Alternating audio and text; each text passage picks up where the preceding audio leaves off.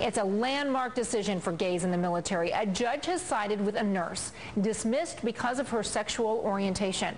And now she will be reinstated in the Air Force, even though Congress has not repealed the Don't Ask, Don't Tell policy. Major Margaret Witt is the Air Force officer at the center of the case, and Sarah Dunn is the head trial attorney. They're both joining me today. Good to see you both. Well, 34's good. Good to see you. Thank you for having us on. Okay, so first, Margaret, can you hear me now, Major? Yes, I can. Okay, so tell me what's ahead for you in your career to become this pivotal case that you are representative of so many people who have been forced out of the military because of their sexual orientation. To have a judge say the Air Force must reinstate you, what does that mean for your career? That means hopefully I go back as soon as possible. I can get back to doing the job that I trained over half of my life to do. Now's the time. You know, I haven't been there for the last 6 years, so I'm ready. You were discharged in 2007, so this has been a long battle coming. Did you ever think about just giving up the fight, focusing on a career in the private sector? Well, I've always had a career in the private sector as well, but no, I never thought once about giving up this fight.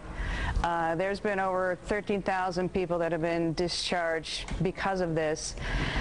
And if I have the opportunity, which thankfully I do because I have a terrific team behind me in the ACLU, you know, there's no way that I would give up the fight.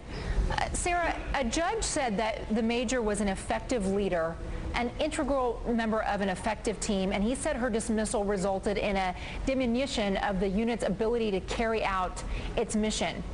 Yes. Perhaps in some of the tens of thousands of other cases, it might be hard to make that case. What does this case do for those who are also looking at an end to their military career because of information that got to the military?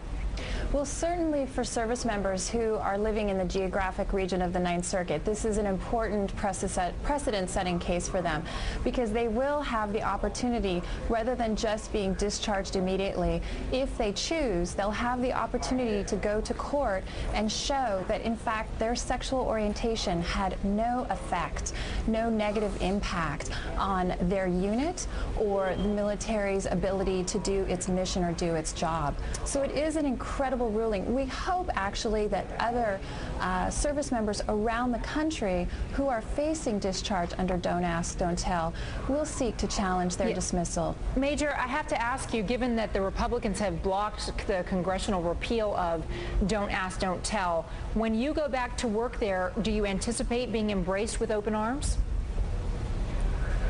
I do. The people in my unit have been behind me 100%. You know, I think the most recent statistics are something like 65,000 people that are serving every day. All we want to do is our job, so all I want to do is my job, and I think that they'll welcome me back for that. And do you know when you'll be back on the job with the Air Force? No, I don't, but I'm ready. Major Margaret Witt, Sarah Dunn, thank you, ladies. Thank you. Thank you very much, Contessa.